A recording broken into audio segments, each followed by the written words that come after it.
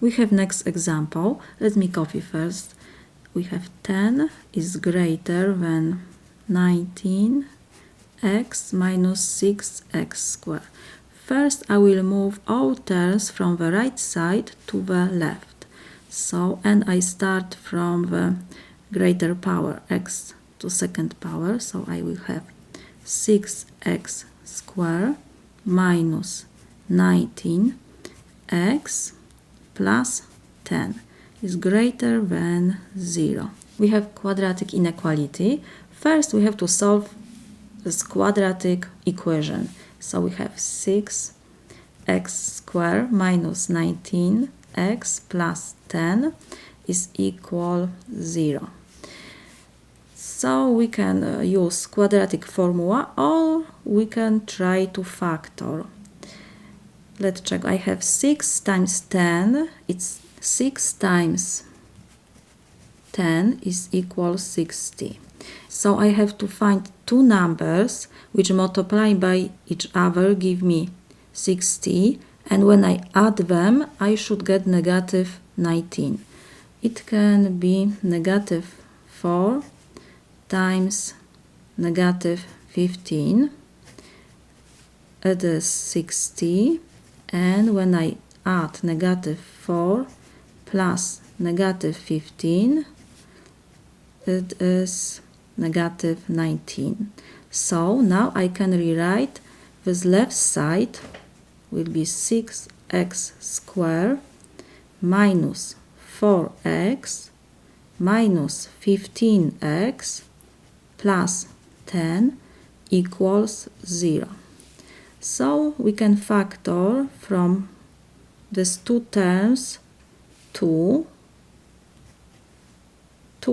yes? So it will be 3x minus 2. And from these two terms I can factor negative 5. So it will be 3x minus 2 equals 0. So now we have the same factor, 3x minus 2, 3x minus 2, and in parentheses I will have 2x minus 5 equals 0.